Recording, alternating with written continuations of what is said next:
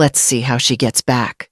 I can still hear Darren's voice, cocky and careless, cutting through the narrow street as the rental car door slammed shut. Marissa laughed beside him, that sharp laugh of hers that always made me feel like the punchline. Their tail lights flared once, then shrank into the dusk until they disappeared completely, leaving me alone in the cobblestone piazza of a town whose name I could barely pronounce.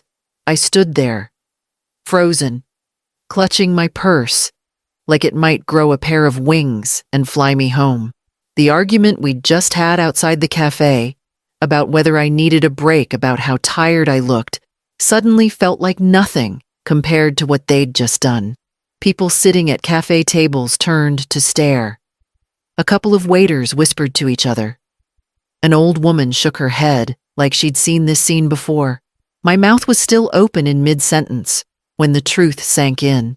Darren had all my important things.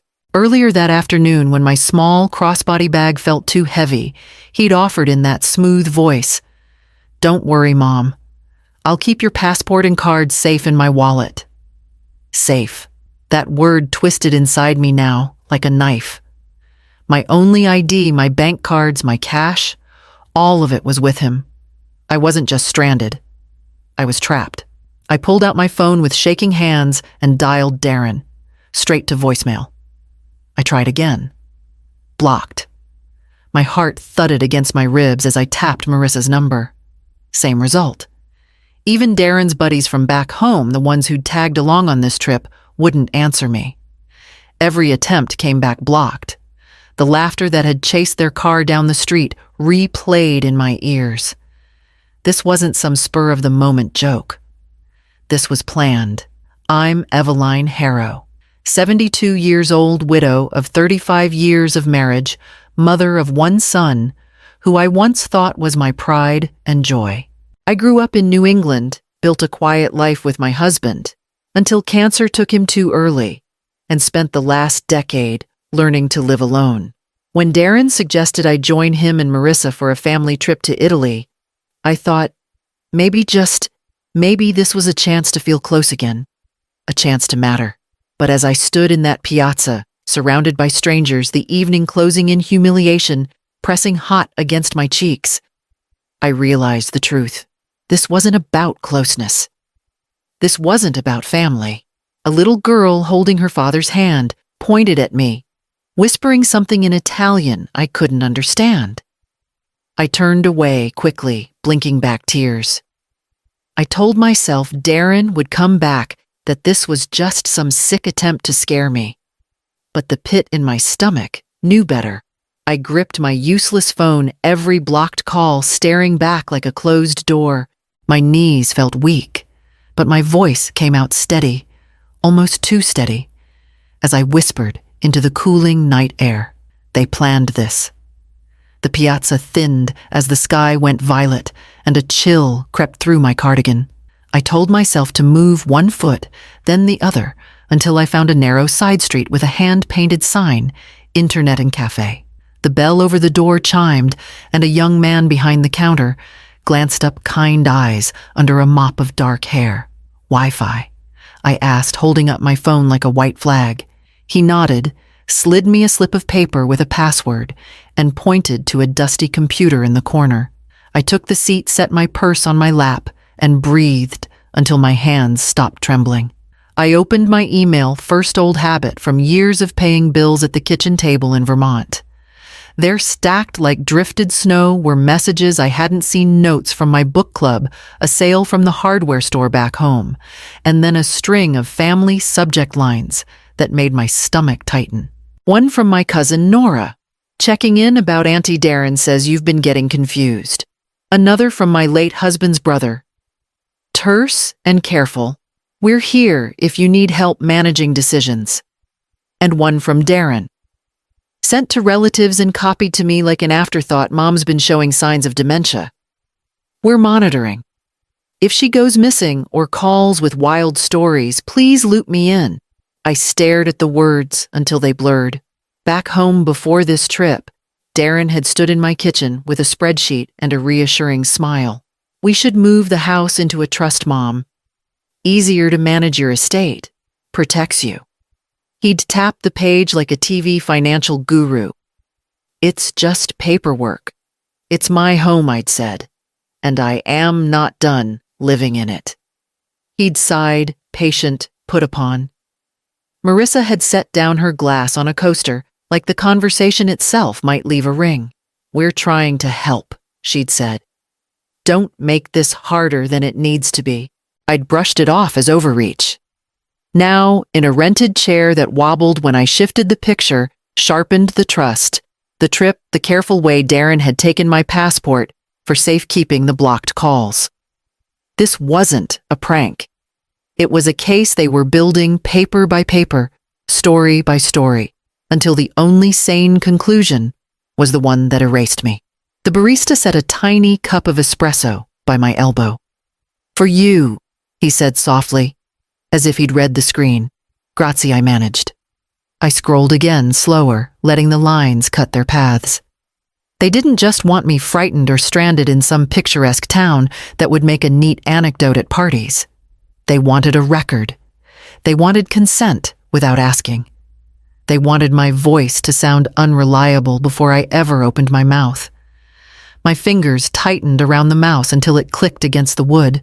In the glare of the monitor, my face looked older, yes, but steady. I pressed a palm flat to the glass as if I could hold the words in place and keep them from spreading. They don't just want me stranded, I thought. They want me erased. The next morning, I did something I never imagined I'd do.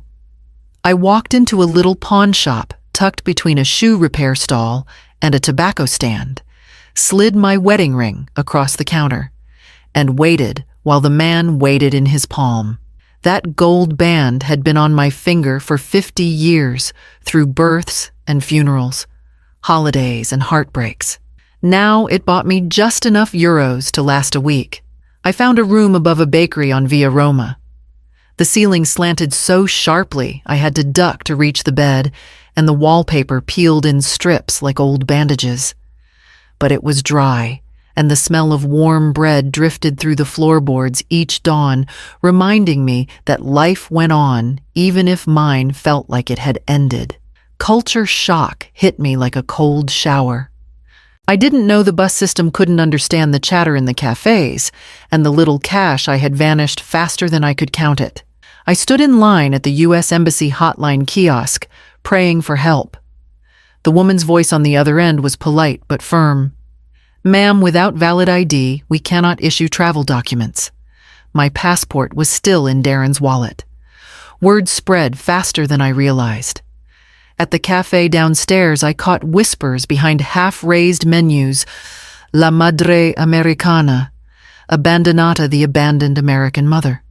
Some watched with pity, others with curiosity, as though I were a headline in their morning paper. My cheeks burned every time I passed their tables. One evening, when the coins in my pocket barely covered a coffee, a priest in a threadbare cassock stopped me outside the piazza. His name was Father Luca.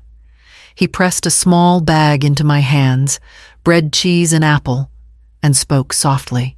For now, his kindness nearly undid me. But he had a parish to care for, and I knew he couldn't carry me forever. That night, I stared at the cracked ceiling of my attic room. The easy option would have been to call old friends in Boston. I could already hear their voices. Eveline, how could your own son do this? The shame tightened around my throat. I couldn't bear to let anyone know I had raised a boy who would leave his mother stranded like lost luggage. I was nobody here, no phone, no family, no papers. Yet maybe that anonymity carried a kind of freedom. The next morning as I trudged to the bakery, I noticed a faded bus schedule tacked to a pole. One word leapt out at me like a lifeline. Greece. I stood there, staring at it, my heart thumping. If I'm already nobody to them, why not start over somewhere they'll never find me? The decision was reckless, but I didn't have much left to lose. I scraped together the last of my coins, bought a ticket, and boarded a night bus heading east. Then another. And another. I rode ferries across black water that smelled of salt and Diesel, huddled against the window as strangers dozed around me. I fueled myself with bitter coffee from vending machines and the stubborn belief that forward was the only direction left. By the time we rolled into Greece, my body felt hollow. Days blurred into each other. I hadn't eaten more than scraps of bread and apples for nearly a week. When I finally stumbled off a small local bus into a coastal village, the sunlight was too bright. The air was thick with the smell of olives and sea spray. I walked a few steps down a dirt road lined with stone walls, and then my legs simply gave out. I remember the dry earth against my cheek, the groan of cicadas, and then voices, urgent, unfamiliar. A pair of hands rough from years of labor lifted me gently. When I came to, I was lying on a narrow bed in a whitewashed room, a bowl of broth cooling on the nightstand. An elderly woman with silver hair pulled back in a knot sat beside me, murmuring words I didn't understand. A man just as weathered stood in the doorway, holding a glass of water. "Drink," he said, the accent thick, but the meaning clear. Their names were Despina and Manolis. Farmers. I gathered, though the details came slowly through gestures, smiles, and the occasional word we both recognized.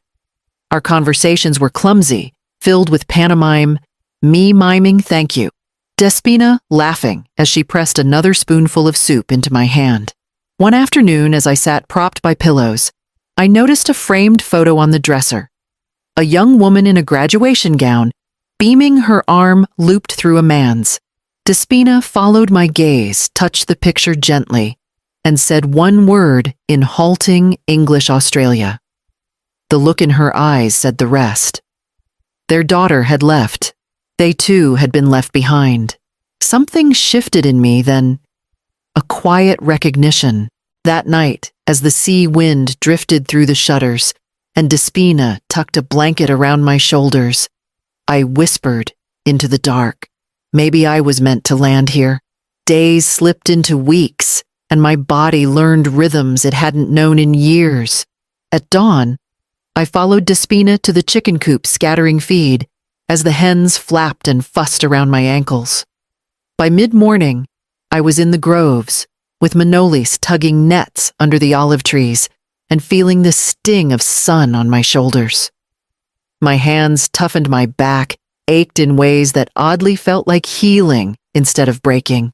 Despina kept me close in the kitchen, showing me how to stretch dough for savory pies, how to cure olives until they lost their bitterness.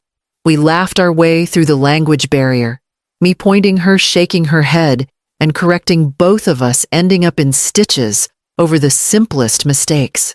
Somewhere between the flour dust and the olive oil, I began to feel less like a burden and more like, well, family. It surprised me how the work changed me. My arms grew stronger, my breathing steadier. I caught sight of myself in a cracked mirror one afternoon, and for the first time in years, I didn't just see an old widow. I saw a woman still very much alive. When the chores quieted, I pulled out the little sketchbook I'd stuffed in my purse back in Vermont. I started drawing first the gnarled trunks of the olive trees, then the way the sea bent light into silver, then Despina's hands as she kneaded bread. My pencil felt clumsy at first, but soon the lines came smoother, the pages filling with color and shape. One evening, Manolis wandered past the table where I sat, bent over a drawing. He leaned on his cane, squinting at the page, then nodded slowly. "Good." He said the word thick with accent, but clear enough. He tapped the sketch, then pointed toward the village. "Mark it." I laughed, shaking my head. "Sell my drawings." The idea felt absurd, but Manolis was insistent. And so, the following Saturday, I found myself behind a makeshift stand, my sketches clipped to a line with wooden clothespins, the smell of fresh figs in the air. At first, people glanced politely and kept walking. Then a couple stopped the woman tugging her husband's sleeve. They leaned close, whispering, then handed me a few euros in exchange for a sketch of the sea. My hands trembled as I folded the bills. For the first time in decades, I had earned money by my own hand. The pride that rose in me was the same kind I'd felt before my husband's illness, before years of caregiving had narrowed my world. This pride was different. It was mine, alone. That afternoon, a tourist with an American accent studied one of my drawings, then looked me straight in the eye. "Would you take a commission?" I exhaled, heart pounding. "I can survive on my own terms." It was a quiet Sunday afternoon when I finally gathered the courage to open my email again. Despina had gone to church. Manolis was napping in the shade, and I sat alone with my sketchbook closed, the weight of unfinished thoughts pressing down on me. I'd avoided my inbox for weeks, afraid of what it might hold, but burying my head in the sand wouldn't change the truth. The messages loaded slowly on the old laptop at the village cafe, and there it was, right at the top, a note from Clara Whitman, my lawyer friend back in Vermont. "Eveline, I don't know what's going on, but Darren filed paperwork to place your house in a trust. He's claiming you're showing signs of mental decline. The bank already has copies. Call me if you can." I read it 3 times before the words settled. My house, the old clapboard home where my husband and I had raised Darren, where I'd planted roses every spring, that was supposed to be my anchor. Scrolling further, I found the part that nearly knocked the wind out of me. Darren had already used the house as collateral for a business loan. My hand shook so badly I nearly tipped my coffee. Leveraged. My home, my security, all the sweat and memory baked into those walls, treated like chips at a casino table. I walked back to the farm in a fog, the sound of my own shoes against the gravel, sharp in my ears. Going back now could mean walking straight into Darren's trap. They'd spin the story, hold up their paperwork, say I was confused, unfit, lost. That night, I told Despina in halting words and gestures. She frowned, patted my hand, then said a name: Lydia. Niece, Athens Lawyer. 2 days later, I found myself in a cramped office above a bakery in the city papers spread across the desk, while Lydia, a sharp-eyed woman in her 30s, translated the legal landscape for me. She showed me how to file protective notices, how to update my will from abroad, how to lock down the assets Darren thought he'd already pocketed. When she slid the preliminary document across the desk, I signed it with a steady hand. "If Darren wants a fight," I murmured, pressing the pen firmly against the paper, "I'll be ready." By late summer, the market stalls felt like home. My sketches had turned into watercolors, and watercolors into framed pieces that tourists carried back to Germany, France, even the States. I'd learned to barter with fishermen, laugh with children chasing stray cats, and accept compliments in 3 languages. For the first time in years, I was not just surviving, I was thriving. That morning, the air shimmered with heat, the smell of roasted nuts and sea salt curling through the square. I was arranging a fresh set of paintings when I heard it, the purr of a car engine that didn't belong. Sleek, polished out of place among donkey carts and scooters. I turned, and there they were. Darren in sunglasses, Marissa on his arm, both stepping out of a rented Mercedes as though they owned the village. For a heartbeat, my knees threatened to buckle. But then I caught my reflection in the glass of a frame, sun-browned skin hair tied back with a scarf. Eyes clear. Not the mother they'd abandoned. A different woman. Mom Darren started with a practiced sigh. "Enough of this drama. Let's go home. The house, the accounts will handle everything." Home. The word soured on my tongue. I set down the canvas I was holding, slow and deliberate. "You mean the house you tried to steal?" Marissa's lips curled, her perfect manicure glinting as she adjusted her bag. "You were never supposed to find out." I reached beneath the table and pulled out a leather folder Lydia had helped me prepare. I laid the documents flat, the revised will, the property protections filed in Vermont, and the partnership papers tying me legally to the farm here. Each page a nail in the coffin of their scheme. Darren shifted shoulders tightening under his linen shirt. He looked less like the boy I raised and more like a cornered man. "You don't have any leverage anymore," I told them quietly, but firmly. "Not over me. Not over my life." The square had gone silent around us. Even the vendors nearby pretended not to watch, though every ear strained for the next word. I met my son's eyes, steady as stone. "You left me in Italy to break me," I said, my voice carrying farther than I meant. "Instead, you set me free." When Darren and Marissa's rental car finally vanished down the coastal road, the square exhaled with me. A weight I'd carried for decades. Guilt silenced the belief that I owed my son every last piece of myself, lifted clean off my shoulders. In the weeks that followed, I made the separation official. Not a divorce from a husband, but from my own child. Lydia drew up the paperwork with quiet efficiency, her pen moving across the page as though she'd seen 100 versions of this heartbreak before. I signed my name with steady strokes, no hesitation. I updated my will. The Vermont house, once it was secured and later sold, would not line Darren's pockets. Instead, its proceeds would fund a scholarship for older women who dared to chase new beginnings abroad, women like me who had been told their lives were already finished. It felt almost holy rewriting the script. For years, I'd lived with a muted voice. I'd raised Darren alone after his father passed, worked double shifts, paid tuition bills with trembling hands, and bit my tongue when his words cut deep. I'd told myself he'd grow out of the selfishness, that someday he'd see me as more than the background figure making sure the lights stayed on. But he hadn't. And maybe that was the point. Love doesn't mean servitude. Motherhood doesn't mean erasure. Now every choice I made was mine.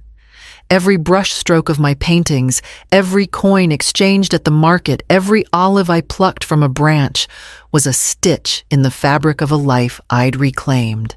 I found myself smiling more often, real smiles that reached my eyes. I slept soundly, the kind of rest that comes when fear no longer rattles the windows of your soul. And when tourists bought my paintings, I no longer thought of it as survival.